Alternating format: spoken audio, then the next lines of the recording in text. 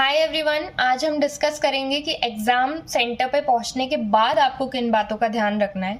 सबसे पहली चीज़, अपने फ्रेंड्स से बहुत ज़्यादा डिस्कशन करने में टाइम वेस्ट मत करिए। उसकी जगह पे जैसे ही आप अपने एग्ज़ाम सेंटर पे पहुंचो, प्लीज़ चेक कि आपका एग्ज़ाम रूम नंबर कौन सा है, वरना आप लास्ट मोमेंट पे रूम ढूंढोगे, उसमें कई बार बहुत टाइम वेस्ट हो जाता है और पैनिक क्रिएट होता है। तो प्लीज़ एंश्योर कि you check which is your room number. Second thing is कि जब आप अपने बेंच पे पहुंचो तो जस्ट चेक कि आसपास कोई पेपर तो नहीं पड़ा, कोई बहुत ज़्यादा स्क्रिबलिंग वगैरह तो नहीं है बेंच पे। अगर ऐसा कुछ है so please inform the invigilator and just check if there is any rough paper और एनीथिंग सच, तो देन एंड देयर आप उसको डस्टबिन में थ्रो करके आ जाओ, जिससे कि एग्जाम के बीच में कोई क्योस खड़ा ना हो। थर्ड थिंग इज कि जब आप अपना फर्स्ट पेज फिल कर रहे हो, एंश्योर दिस कि उसमें डिटेल्स बहुत सही से फिल कर रहे हो।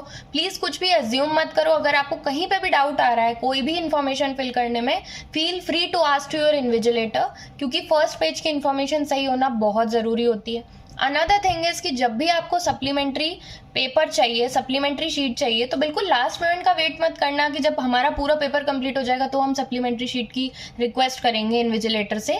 ऑलवेज कीप अ मार्जिन कि जैसे ही आपको पता है कि ओके मुझे अभी सप्लीमेंट्री शीट की ज़रूरत पड़ेगी, तो जैसे ही आपका लास्ट पेज शुरू हो रहा है थोड़ा मार्जिन लेके आप तभी मांग लो सप्लीमेंट्री शीट, वरना वो सप्लीमेंट्री शीट अरेंज करने में कई बार बहुत टाइम वेस्ट हो जाता है। तो इस चीज़ का आप ध्यान रखिएगा। सप्लीमेंट्री शीट का सीरियल नंबर जो 1 2 3 होता है वो अच्छे से लिखना मत भूलिएगा, क्योंकि कई बार पेपर लेंदी होता है, बहुत सारी सप्लीमेंट्री शीट होती हैं, तो एंड में हमें खुद ही समझ नहीं आता कि हमें कौन से सीरियल नंबर में अरेंज करना है और फिर हम आगे पीछे उसको अरेंज करके आ जाते हैं। तो ये चीज़ नहीं होनी चाहिए, उसमें सीरियल नंबर प्रॉपरली डालिएगा जिससे एंड में कोई प्रॉब्लम क्रिएट ना हो।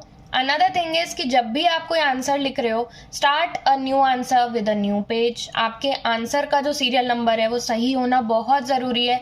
अगर थर्ड आंसर का बी पार्ट है तो 3B करके ऐसे बीच में पेज के उसको लिखना, ऐसे सिर्फ बी मत लिख देना। कई बार एग्जामिनर जो होता है वो कंफ्यूज हो जाते हैं कि ये कौन सा सीरियल नंबर है, तो उससे आपके मार्क्स डिडक्ट होने के चांसेस होते हैं। तो हमको कोई रिस्क नहीं लेना है, तो इस चीज़ का आप बहुत ज़्यादा ध्यान रखना।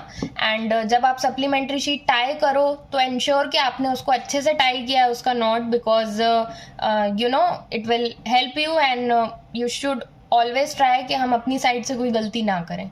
सो these are some of the things जो कि आपको एग्जाम हॉल में जाने के बाद ध्यान देनी है। Thank you so much and all the best.